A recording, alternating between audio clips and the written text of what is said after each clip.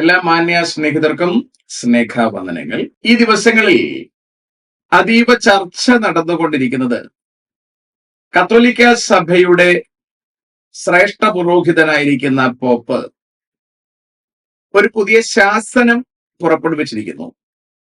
അത് മറിയ ഭക്തിയോടുള്ള ബന്ധത്തിൽ ഉള്ള ഒരു ശാസനമാണ്. രണ്ട് പ്രധാനപ്പെട്ട കാര്യങ്ങളാണ് അത്രേ അതിനകത്ത് ഉൾപ്പെടുത്തിയിരിക്കുന്നത്. ഒന്ന്, ഇനി മുതൽ മറിയം സഹരക്ഷകയല്ല എന്ന് പറഞ്ഞാൽ യേശുക്രിസ്തുവിന്റെ രക്ഷണ്യ പദ്ധതിയിലെ ഒരു ഭാഗം വഹിച്ചിട്ടുണ്ട് എന്ന വസ്തുത ശരിയല്ല എന്നതാണ് കണ്ടെത്തൽ. മറ്റൊന്ന്, വ്യത്യസ്ത എന്ന നിലയിൽ മറിയത്തിന്റെ പരിമിതി പരിചയപ്പെടുത്തിക്കൊണ്ടുള്ളതാണ്. ഈ രണ്ട് കാര്യങ്ങൾക്കും നൂറ്റാണ്ടുകളായ പഠനങ്ങൾ നടന്നതിന് ശേഷം എത്തിയിരിക്കുന്ന അന്തിമ വിധി എന്ന നിലയിലാണ് ഇപ്പോൾ പരാമർശമുള്ളത്. ഇപ്പോഴിരിക്കുന്ന പോപ്പിന്റെ മുമ്പിലത്തതിന്റെ മുമ്പിലാണ് ജോൺ പോൾ രണ്ടാമൻ ഇരുന്നിരുന്നത്. മൂപ്പരൊരു അതീവ മറിയ ഭക്തനായിരുന്നു. മറിയെ സഹരക്ഷകയായി തന്നെയാണ് കണക്കാക്കിയിരുന്നത്. അതിനുശേഷം വന്നിരുന്ന പോപ്പുമാർ അത്തരത്തിൽ കണ്ടിരുന്നതായി നമ്മൾ കാണുന്നില്ല. ഇപ്പോഴത്തെ പോപ്പ് നാളുകളായി ഉണ്ടായിരുന്ന ദൈവശാസ്ത്രപരമായ പ്രശ്നത്തിന് ഒരു ശാശ്വത പരിഹാരം വരുത്തിയിരിക്കുന്നു എന്നാണ് ഇവരൊക്കെ പറയുന്നത്. അതിനെക്കുറിച്ചുള്ള ഒരുപാട് വ്യാഖ്യാനങ്ങളൊക്കെ ആയിട്ട് അച്ഛന്മാർ ഇറങ്ങിയിട്ടുണ്ട്. എന്നെ ഇതിൽ ചിന്തിപ്പിച്ചൊരു പ്രധാനപ്പെട്ട കാര്യം, നമ്മുടെ ആൾക്കാർ വിളിച്ച് ചോദിക്കുന്നുണ്ട്, ഇതിൽ എന്തെങ്കിലും ഗുണം കത്തോലിക്കർക്ക് ഉണ്ടാകാൻ സാധ്യതയുണ്ടോ? ദൗർഭാഗ്യവശാൽ കത്തോലിക്കക്കാർക്ക് ഇത്തരത്തിലൊരു പുതിയ ശാസനം വന്നതുകൊണ്ട് പ്രത്യേകിച്ച് വലിയ ഗുണമൊന്നും ഉണ്ടാകാൻ പോകുന്നില്ല. എന്ന് പറഞ്ഞാൽ ഇത് നമ്മൾ വളരെ ശ്രദ്ധയോടുകൂടി തിരിച്ചറിയേണ്ടുന്ന ഒരു കാര്യം, മാനവകുലത്തിന്റെ രക്ഷയ്ക്കായി ഭൂജാതനായിരിക്കുന്ന കർത്താവായ യേശു ക്രിസ്തുവിന്റെ നിത്യസുവിശേഷം, സത്യസുവിശേഷം, അതിന്റെ അതുല്യതയെ കളങ്കപ്പെടുത്തുന്നതിൽ നിന്ന് ഈ ശാസനം ഒരുപാട് പുറകിലോട്ടൊന്നും പോയിട്ടില്ല. പുറകിലോട്ടൊന്നും എത്തി നോക്കിയിട്ടുണ്ട് എന്ന് വേണമെങ്കിൽ നമുക്ക് പറയാം. ഈ കത്തോലിക്ക സഭയുടെയും ജനത്തിന്റെയും ഒരു പ്രത്യേകത നമ്മൾ ശ്രദ്ധിച്ചാൽ, കത്തോലിക്ക സഭയിലെ ജനം നല്ല എഡ്യൂക്കേറ്റഡ് ആണ്. നല്ലൊരു വിഭാഗം ജനം. പിന്നെ കുറച്ച് ജനം നമ്മുടെ കടപ്പുറം നിവാസികളൊക്കെ ഒരല്പം വിദ്യാഭ്യാസം കുറവെന്ന് വേണമെങ്കിൽ പറയാം. അല്ലാതെ ലോകത്തെമ്പാടും നമ്മൾ കാണുന്ന കത്തോലിക്കർ നല്ല എഡ്യൂക്കേറ്റഡ് ആണ്.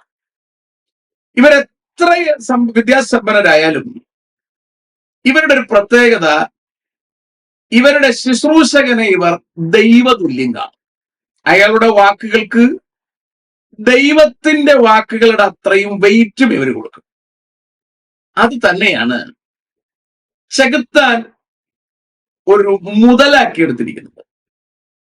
ദൈവദാസന്മാരെ അല്ലെങ്കിൽ അവരെ നടത്തുന്നവരെ ബഹുമാനിക്കുന്നതും അവരെ അനുസരിക്കുന്നതും ഒന്നും തെറ്റല്ല. പക്ഷേ ദൈവദാസന്മാരെന്ന് പറയുന്ന അല്ലെങ്കിൽ ഇവരുടെ പുരോഹിത വർഗത്തിന് ദൈവത്തോളം തന്നെ പ്രാധാന്യം കൊടുക്കേണ്ട ആവശ്യമുണ്ടോ എന്നുള്ളത് ഒന്ന് ആലോചിക്കേണ്ടത് കാര്യമാണ്. നാളുകൾക്ക് മുമ്പ്, ഒരു 3 കൊല്ലമാണ് എന്റെ ചിന്തയിലുള്ളത്. 3 കൊല്ലങ്ങൾക്ക് മുമ്പ് എന്റെ ഒരു സ്നേഹിതന്റെ മകൻ കന്യാകുമാരിയില് കോവളം എന്ന് പറയുന്ന ഒരു ബീച്ച് അവിടെ ഉണ്ട്. ആ ബീച്ചിൽ അയാൾ ഫോട്ടോ എടുത്തുകൊണ്ടോ എന്തോ കളിച്ചുകൊണ്ടോ നിൽക്കുന്ന സമയത്ത് അയാൾ വെള്ളത്തിൽ പോയി. ആ മകൻ മരണപ്പെട്ടു. ഒരു ശനിയാഴ്ചയിലാണ് ഇത് സംഭവിക്കുന്നത്. ശനിയാഴ്ച വൈകുന്നേരത്തോടുകൂടിയാണ് സംഭവിക്കുന്നത്. എനിക്ക് തോന്നുന്നു ഞങ്ങളൊക്കെ 2:30-3 മണിയോടുകൂടി ഇത് അറിഞ്ഞു. ഉടനെ തന്നെ ഞങ്ങൾ ഇവിടെ നിന്ന് പുറപ്പെട്ടു. ഞങ്ങൾ അവിടെ എത്തി. കടപ്പുറത്ത് ആൾക്കാരൊക്കെ ഉണ്ട്. കടപ്പുറത്തുള്ള ആൾക്കാര് ഈ പറഞ്ഞ ഏറെക്കുറെ എല്ലാവരും കാത്തലിക്സ് ആണ്. അവരൊക്കെ ഉണ്ട്, വരുന്നു, ഞങ്ങളൊക്കെ സംസാരിക്കുന്നു, ഇവരൊക്കെ പോകുന്നു. അവളൊരു കുഞ്ഞ് അല്ലെങ്കിൽ ഒരു യൗവനക്കാരൻ വെള്ളത്തിൽ വീണ് നഷ്ടപ്പെട്ട കാര്യം അവിടെയുള്ള വിശ്വാസികളൊക്കെ അറിഞ്ഞു.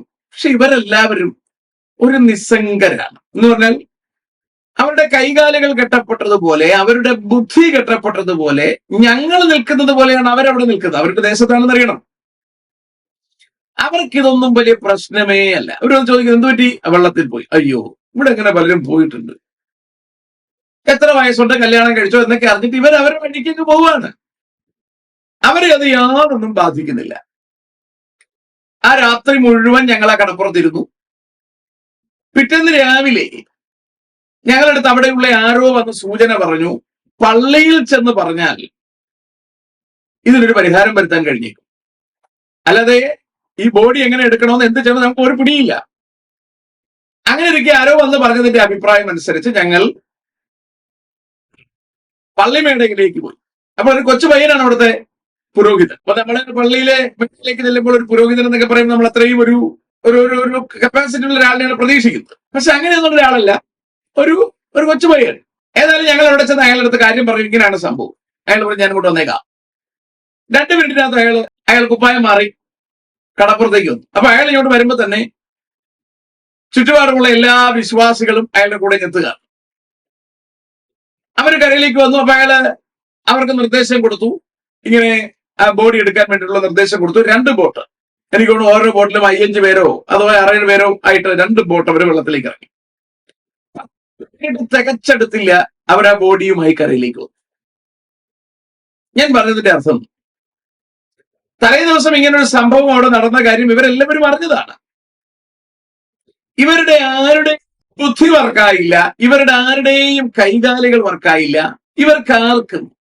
ഇവർക്കറിയില്ലേ ഒരു കുഞ്ഞു വെള്ളത്തിൽ പോയാൽ കരയിൽ നിൽക്കുന്ന മാതാപിതാക്കൾക്കുള്ള വിഷമം എന്താണ്, അവരുടെ ബന്ധുമിത്രാദികൾ കരയിൽ നിൽക്കുമ്പോഴുള്ള വിഷമം. അവരുടെ നാട്ടിലേക്ക് അറിഞ്ഞുകൊണ്ട് നിൽക്കുന്നത്. അവരൊരു 10 മിനിറ്റ് ഇടപെട്ടാൽ അന്ന് രാത്രിയിൽ തന്നെ ഞങ്ങൾക്ക് ആ ബോഡിയുമായി വീട്ടിലേക്ക് വരാം. പക്ഷേ അവരത് ചെയ്യില്ല. എന്നാൽ നമ്മളാണെങ്കിലും അപ്പൊ തന്നെ ഡ്രസ്സ് മാറി 10 പേരെ അപ്പോഴേ കൂക്കിട്ട് വിളിച്ചു കൂട്ടി അപ്പോഴേ നമ്മൾ ഇറങ്ങി ആ കുഞ്ഞിനെ അപ്പോഴും തന്നെ നമ്മൾ കരലെടുക്കും. ഇല്ല, പുരോഹിതനെ അറിയിച്ചിട്ട് ചെയ്യണമെങ്കിൽ പുരോഹിതനെ അപ്പൊ തന്നെ അറിയിക്കും. ഇനി പുരോഹിതനെ അറിഞ്ഞിട്ടുണ്ടാകാം, കുഞ്ഞു വെള്ളത്തിൽ പോയാലും അറിയാൻ സാധ്യത. അയാൾ മിണ്ടാതിരിക്കുകയാണ്. ഇത്തരത്തിൽ നല്ല ആരോഗ്യമുണ്ടെന്ന് പറഞ്ഞാലും ഇവരുടെ കൈകാലുകൾ കെട്ടപ്പെട്ടിരിക്കുകയാണ്. തലയ്ക്കകത്ത് തലച്ചോറുണ്ടെന്ന് പറഞ്ഞാലും അതിന് പ്രത്യേകിച്ച് ഫങ്ഷൻ ഒന്നുമില്ല. ഈ മുഴുവൻ പേരെയും അയാൾ നിയന്ത്രിക്കുന്ന അയാളുടെ ചെറുവിരലിലാണ്. അപ്പൊ അയാളുടെ ചെറുവിരലിൽ ഇത്രയും മനുഷ്യരെ അയാൾക്ക് നിർത്താൻ കഴിയുന്നു. അത് സങ്കടകരമായൊരു കാര്യമാണ്. നിങ്ങൾ ഓർക്കണം, ഇത്രയും പേർക്ക് ഈ അച്ഛൻ പറയുന്നതിനപ്പുറം ചിന്തിക്കാൻ പോലും കഴിയില്ല. ഇത്രയും പേർ വർക്ക് ചെയ്യുന്നത് അച്ഛന്റെ ബ്രെയിനിലാണ്.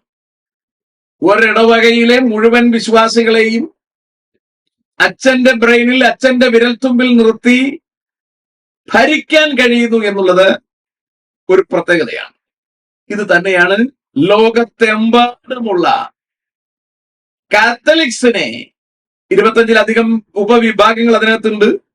അങ്ങനെ എല്ലാ വിഭാഗത്തെയും പോപ്പിന്റെ ഒറ്റ വിരലിൽ നിർത്തും. പോപ്പ് എന്ത് പറയുന്നു അത് ജനം വിശ്വസിക്കും. അത്ര ഈ ജനം അടിമത്വത്തിലാണ്. ഓരോരുത്തർക്കും ദൈവം പ്രത്യേകം വിരലടയാളങ്ങളും പ്രത്യേകം തലച്ചോറുകളും ചിന്തിക്കാനുള്ള ശേഷിയും ഒക്കെ കൊടുത്തിട്ടുണ്ടെങ്കിലും ഇവകൾ മുഴുവൻ ചെകുത്താൻ ചങ്ങലക്കിട്ടിരിക്കുകയാണ്, ഇംപ്രിസൺ ചെയ്തിരിക്കുകയാണ്. They can't think. They are not free to think. ഇതാണ് കാത്തലിക്സിന്റെ ഏറ്റവും വലിയ അപകടം.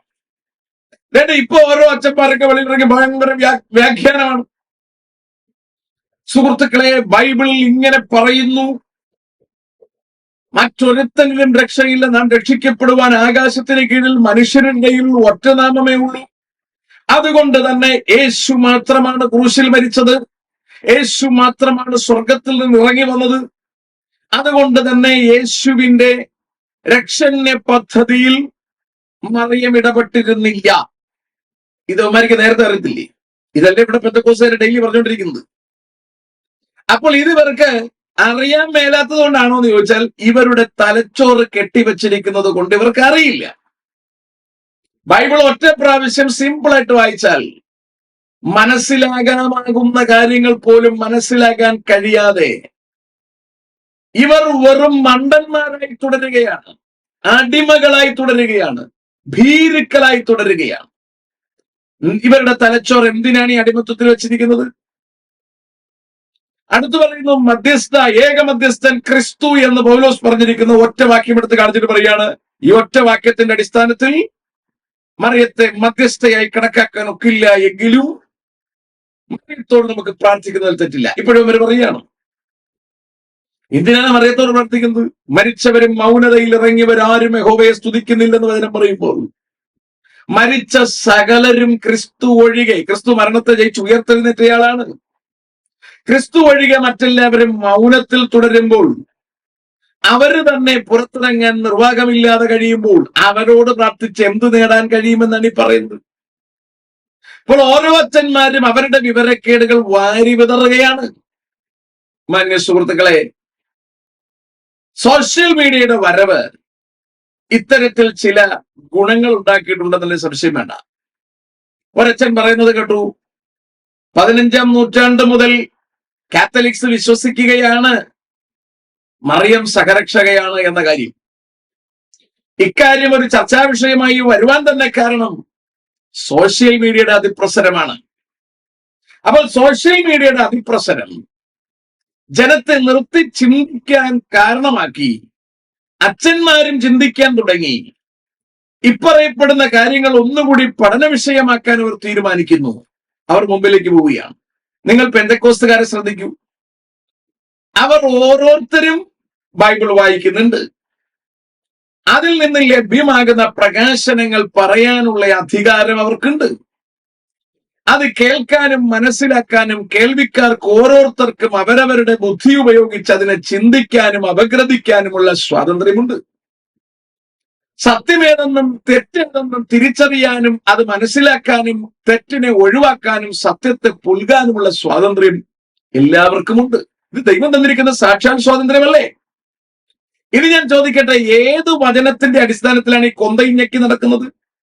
മാലോകരായ എല്ലാ കത്തോലിക്കരും മാല ഞെക്കി ഞെക്കി നടക്കുകയാണ്. മുത്തുമാലയിലും മുത്ത് ഞെക്കി ഞെക്കി നടക്കുകയാണ്. എന്താണ് ഇതിന്റെ കാര്യം? ഇനി മറിയത്തെ കുറിച്ച് പറഞ്ഞിരിക്കുന്ന ബാക്കി വർണ്ണനകൾ ശ്രദ്ധിക്കൂ. അമലോത്ഭവയാണ്, നിത്യകന്യകയാണ്, ദൈവമാതാവാണ്, വാരി അടുക്കിയിരിക്കുകയാണ്.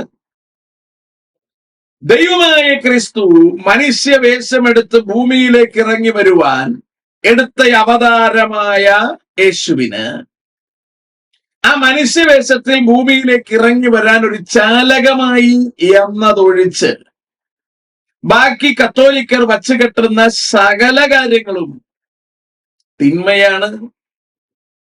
കർത്താവിന്റെ ക്രൂശിലൂടെയുള്ള രക്ഷ ജനം പ്രാപിക്കാതിരിക്കേണ്ടതിന് അതിൽ നിന്ന് ജനത്തെ തിരിച്ചുവിടുന്ന ഏടാകൂടമാണ് ഈ കാര്യങ്ങളെല്ലാം. ഇതിലൂടെ എല്ലാം പിശാച് ഉന്നം വെക്കുന്നത് ഒറ്റ കാര്യമേ ഉള്ളൂ: ക്രിസ്തുവിലൂടെ മാനവകുലത്തിന് സ്വായത്തമാകേണ്ടുന്ന രക്ഷ ജനത്തിന് കിട്ടരുത്. ഏതെങ്കിലും മൂലയിൽ കുത്തിപ്പിടിച്ചിരുന്ന ജനം കൊന്തയും ഞെക്കി ഇരുന്നാൽ പിശാച് ആഹ്ലാദഭരിതനാണ്. നിങ്ങൾ നോക്കൂ, ഈ പോപ്പിന്റെ മുകളിൽ മൂന്നാമത് തൊട്ടു മുമ്പിൽ അതിന്റെ മുമ്പിൽ ഇരുന്ന ജോൺ പോൾ രണ്ടാമൻ മൂപ്പരിവിടെ എന്താ ചെയ്തുകൊണ്ടിരുന്നത്? ഈ മറിയത്തെ സഹരക്ഷകയായി കണ്ട് പ്രാർത്ഥിച്ചുകൊണ്ടിരുന്ന ആളാണ്. അയാൾ ഇവിടെ പോയിട്ടുണ്ടാവും. അപ്പോ നിങ്ങൾ വല്ലതും മനസ്സിലാക്കുന്നുണ്ടോ? ഇയാളുടെ തൊട്ടു മുമ്പുണ്ടായിരുന്ന പോപ്പുമാരുടെ കഥ എന്താവും?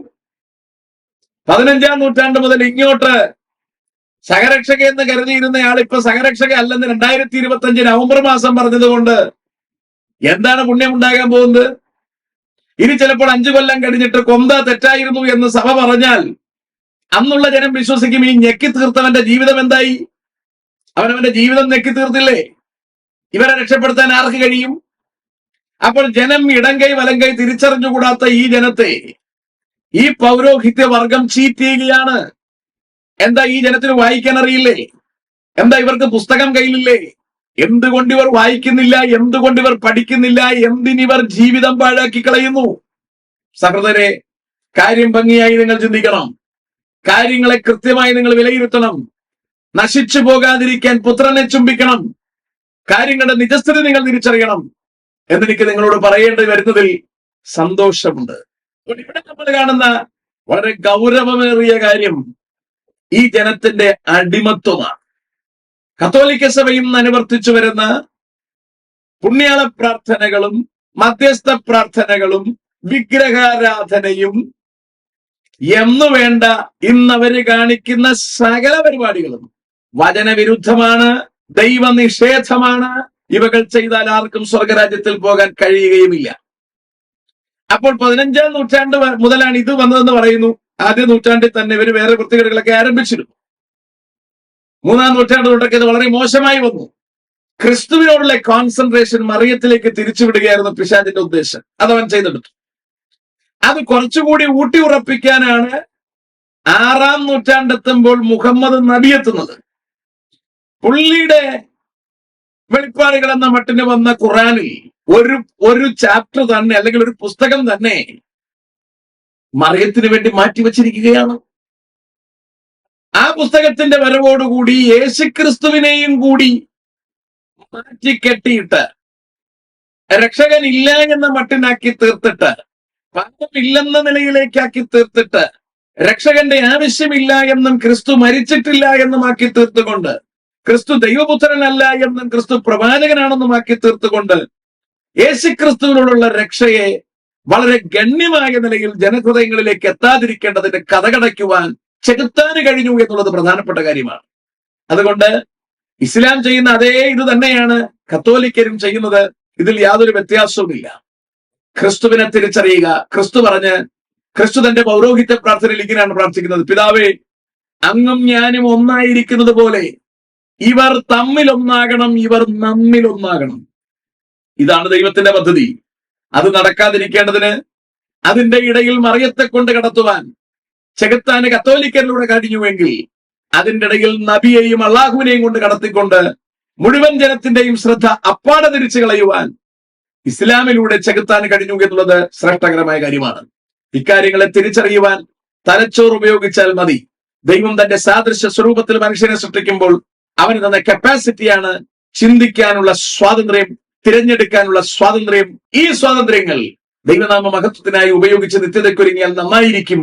അതുകൊണ്ട് അല്പകാലത്തേക്ക് ഈ ഭൂമിയിൽ ജീവിക്കുവാൻ വന്ന നമ്മൾ ഓരോരുത്തരും ദൈവത്തിന്റെ സൃഷ്ടിയായിരിക്കിയാൽ, ദൈവത്തിന്റെ സാദൃശ്യ സ്വരൂപത്തിൽ സൃഷ്ടിച്ച സൃഷ്ടിയായിരിക്കിയാൽ, ചിന്തിക്കാൻ ദൈവം തന്നിരിക്കുന്ന കപ്പാസിറ്റിയെങ്കിലും ഉപയോഗിക്കൂ.